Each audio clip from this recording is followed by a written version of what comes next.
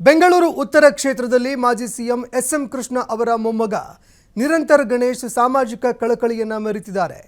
ದಾಸರಹಳ್ಳಿಯಲ್ಲಿ ಉಚಿತ ಆರೋಗ್ಯ ಶಿಬಿರವನ್ನು ಆಯೋಜಿಸಿದ್ದು, ಮೋದಿಜಿ ಕ್ಷೇಮಾಭಿವೃದ್ಧಿ ಹೆಸರಿನಲ್ಲಿ ಬಡವರು ನಿರ್ಗತಿಕರಿಗೆ ಫ್ರೀಯಾಗಿ ಔಷಧ ವಿತರಣೆ ಮಾಡ್ತಿದ್ದಾರೆ.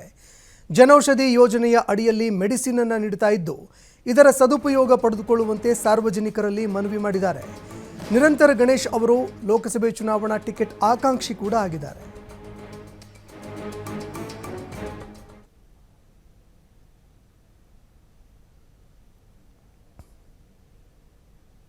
ನಾನು ನಿಮ್ಮ ಡಾಕ್ಟರ್ ಗಣೇಶ್. ಡಿಸೆಂಬರ್ 1ರಿಂದ ನಾವು ಮೋದಿ ವೆಲ್ನೆಸ್ ಪ್ರೋಗ್ರಾಮ್ ಅಂತ ಬೆಂಗಳೂರು ಉತ್ತರ ಲೋಕಸಭಾ ಕ್ಷೇತ್ರದಲ್ಲಿ ಹಮ್ಮಿಕೊಂಡಿದ್ದೇವೆ. ಮೋದಿ ವೆಲ್ನೆಸ್ ಪ್ರೋಗ್ರಾಮ್ ಅಲ್ಲಿ ಇಂಟಿಗ್ರೇಟೆಡ್ ಮೆಡಿಸಿನ್ ನಮ್ಮ ಆಯುಷ್ ಡಿಪಾರ್ಟ್ಮೆಂಟ್ ಶ್ರೀಯುತ ಡಾಕ್ಟರ್ ಮನ್ಸುಖ್ ಮಾಂಡವಿಯಾರವರ ಒಂದು ಯೋಜನೆ. ಈ ಒಂದು ಹೆಲ್ತ್ ಡಿಪಾರ್ಟ್ಮೆಂಟ್ ಅಲ್ಲಿ ಹೋಲಿಸ್ಟಿಕ್ ಅಪ್ರೋಚ್ ಅಂತ ಹೇಳ್ತೀವಿ.